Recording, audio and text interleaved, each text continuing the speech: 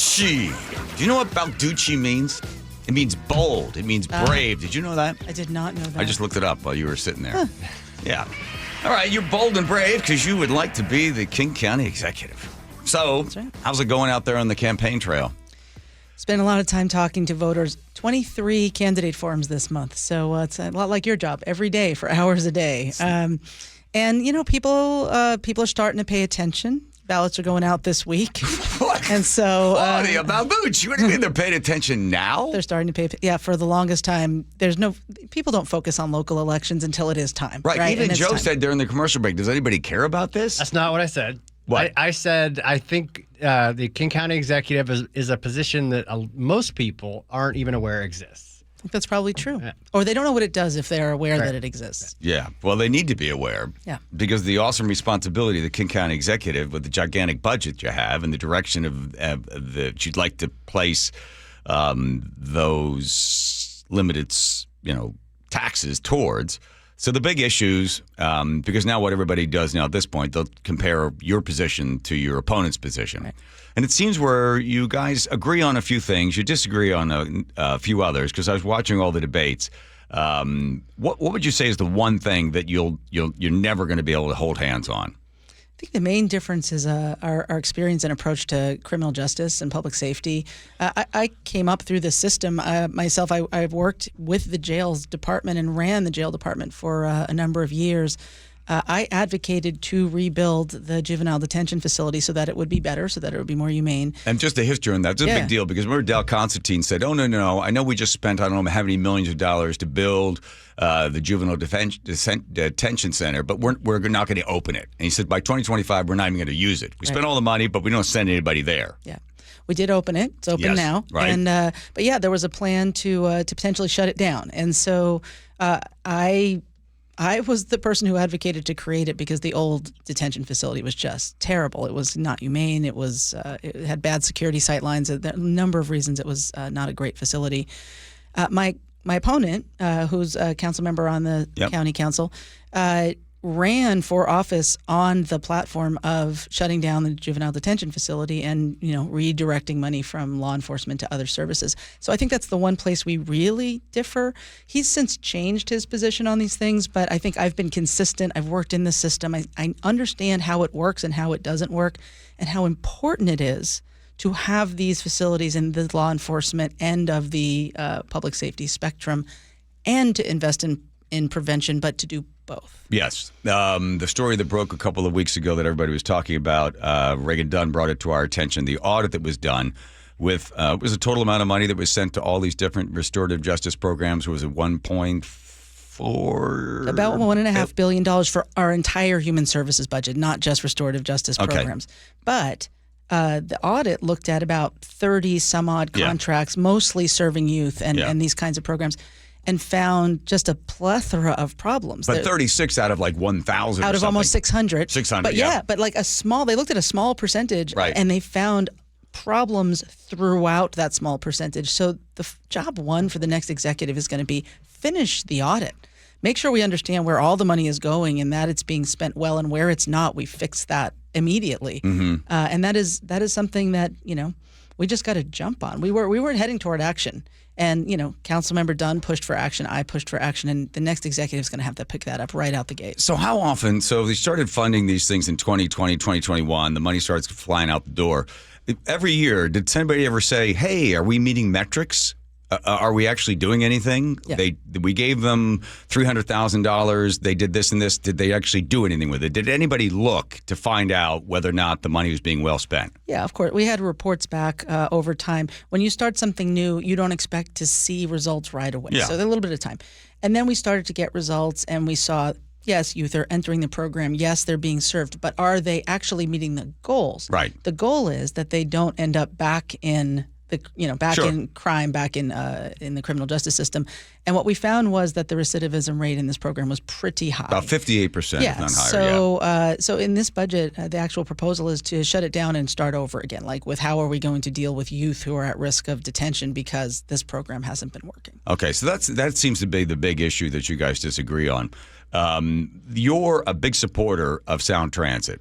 You think? Do you think when people hear Sound Transit, do they think success? Probably not. It's a mixed bag, I will say. Let me bring the mixed bag in. Okay, go ahead. You can ride light rail in East King County now. That was not a thing that you could do before I was on the county council. And so I'm proud that we are opening light rail. We're testing across the bridge right now. You can go across the bridge and watch those trains going back and forth. It'll open in a few months. The challenge is that we are spending a lot of money. Yeah. Ooh, yeah. And the increase in costs for the future lines are going way up. By the way, things people may not know, we're about to open to Federal Way, Kent, and Des Moines in December. That's ahead of the current schedule, and it's on budget. So we do deliver.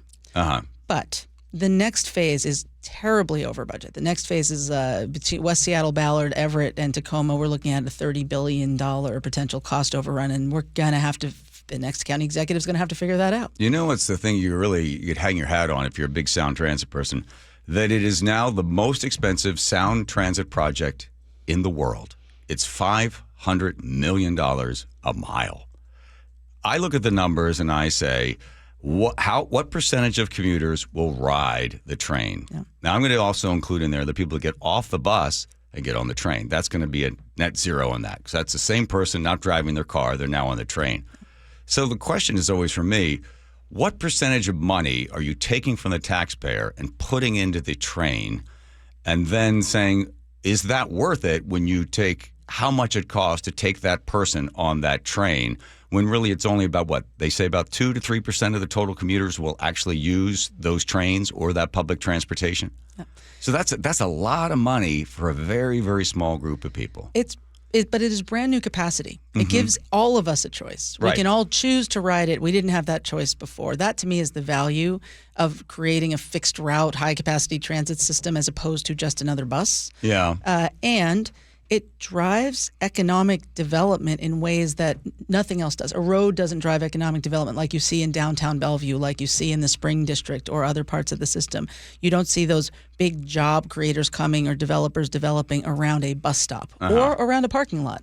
So there are benefits to that kind of economic development that I think we don't take into account when you do that sort of mathematics. But when you say that the future is a train, doesn't that seem to be an oxymoron? When you consider what had happened during the pandemic, and then you also consider what AI will do to the future of jobs and workers, will we have those urban centers? And I know this is a crystal ball question, but the flexibility of a bus compared to a train and the changes that will occur in our economy and our urban centers in the next 5, 10, 15, 20 years. We saw it happen with COVID. I think AI is going to have a dramatic effect upon people's lives and their work. I agree. I don't think we can predict what AI is going to do. No. Right? Totally. The future is very different and possibly really innovative. Our biggest employers are still in the short term, and by short term I mean the next 5, 10 years, pushing really hard to get all those people back into the office, back into our urban centers. And our planning, our economy is all predicated on those centers working. When they don't work, then we really have to think about how do we change how we live entirely. But I don't know that we give up on transportation to serve the centers while we're still so invested in the centers. Right, but I'm still thinking about the amount of money spent on public transportation, right? And you put the train tracks down, they're down there for a very long time. And then you think, okay, we're spending a lot of money to move such a small percentage of people that just the numbers don't quite work out. But we'll never agree on that one. Let me just say, though, that you've got a really good point, that we have to figure out when do we scale this investment? When do we say we have invested enough and now we have to think about something different? And those are the questions that we're going to be asking ourselves over the next year. One of the things I'm proposing that we look really hard at is, do we need to dig a second tunnel through downtown Seattle? There are parts of the world in the metro in London, they're upgrading their oldest tunnel. It was dug when Abraham Lincoln was president, and they're looking at making it, because of technology, because of train control technology and communication systems, they think they're going to be able to move enough trains through that old tunnel when it's upgraded. That's the same level of traffic we want to put through our tunnels here in Seattle. Well, if we don't need to build a second tunnel, we avoid disruption to downtown, we save billions of dollars, and we have a better system. So we got to be thinking about, are these investments still necessary? There you go. Like West Seattle, what it'll cost from West Seattle, plus the Ballard as well. And if you don't depend upon federal dollars, if they're not going to be there for you, then you have a bit of a problem. I'm always shocked at the fact that every time the taxpayer, the voter, gets a chance to vote, they continue to vote yes on it, even though often it's over budget and it's not delivered on time. People really like to ride a train. It is a thing that we enjoy to do.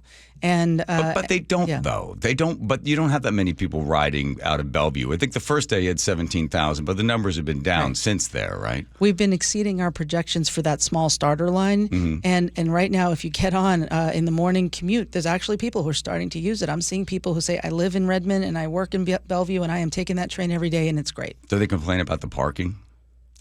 I haven't heard that complaint yet. There's a lot of parking that we built. We built several big garages. Okay, because people say, well, I get there, I can't find any parking, so just stay in the Not yet on the east side. That'll come when the bridge opens. Okay, I am highly skeptical of that I-90 thing, but you think with modern science that they're going to be able to have two trains passing each other with a total weight, with everybody on board, with the wind and everything else, they're going to buy each other at 35 miles an hour. We're testing it now, and it's working so far. I would love to take a ride with you when it opens in the spring. Oh, I've got plans. I have plans, because I'm going to be in a flying car by the time that thing opens. Okay. I want to ask you about one other thing, and I know that you had said yes to this. Low barrier when it comes to people that are addicted to drugs and alcohol. You're in favor of the low barrier, right? Even though you know that the numbers aren't always so good on this, you can find people that will die in low barrier housing. The support is not there for them, so you're going to need to have additional funding, right? So here's we may be speaking about different things, but let me tell you where I came from. To support a low-barrier homeless emergency shelter in Bellevue, which is what we built over in Bellevue. I heard a story, and it is a true story, about two guys who were living in a tent on a trail that hadn't yet been developed. And they both had jobs, and one of them came home from his job that one night and said to his buddy, hey, it's going to be really cold tonight. We should go inside. We should go to the shelter. And the buddy said, I can't. I've been drinking beer. I can't go in. They won't let me in. And that's not true. It was a low-barrier shelter. He would have been let in. He chose not to go because he was afraid he wouldn't be let in, and he died of exposure overnight. That's what happens when people think about, will I be able to walk in the door? I want everybody to be able to walk in the door of an emergency shelter. That's not the end of the story. We want them to behave well, be safe, treat each other well. We need to have the right level of care and service in the facility, and we need to not let problems spill out into the street or the neighborhood. But I want people to be able to walk in the door rather than stay on the street. Okay, so low barrier in that. I was talking about low barrier housing, where they just put them in there and there they go, and then 2 weeks later they find their body decomposing. I'm talking about that type of low barrier. Nobody wants to find anybody's body decomposing. Let's just say that is. Yeah, no, nobody does. But I think this is one of those things where we all have the same goal. The question we have different ideas about how to get to that goal. I want people to be stable in housing. I live in a low-barrier house. You probably live in a low-barrier home. Nobody tells us what to do in our home. Well, you're not married to a Greek woman. It's true. I'm not married to a Greek woman. Yeah, you just lost all the Greek women votes. Right, yeah, sorry. No, I think Greek women are doing the right thing. High-barrier homes with the Greek wives. Good catch there, Claudia. But what low barrier means in a home is you have your apartment, you have a door. What you do behind that door is kind of your business. What we want, though, is for people we want them to have the opportunity to have treatment, to get to stabilize, to be healthy. What is happening inside some of the permanent supportive housing, which I think is what you're talking about, is two things. One, we don't have enough services. We don't have enough people to check to make sure somebody is okay. True that. And the level of challenge and problem that people are bringing in the door are higher than we planned for. We're not getting the right level of care to the right level of people. So it does need reform and it needs work. But I would say the answer isn't to say you can't be in here if you have a drug or alcohol problem. We want people to be indoors with a roof over their head getting better, not out on the streets. Do you think, because if you look at Seattle compared to Bellevue, the homeless problem in Seattle is, 10 times as high or whatever the number is compared to Bellevue. Do you think that the services actually attract the individual?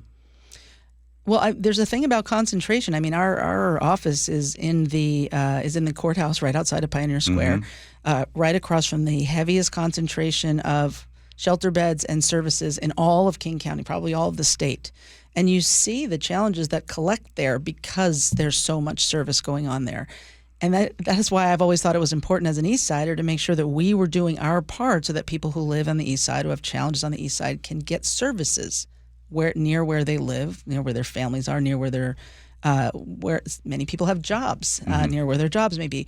And so we're not gathering everybody all in one place, which makes it even harder to get your arms around the problem. But do you think people come from other states to enjoy the services that the taxpayers provide for them? You know, the best data we have suggests that there is a portion of people who do that, but that a lot of the people are, at least they had their last homes here. Yeah.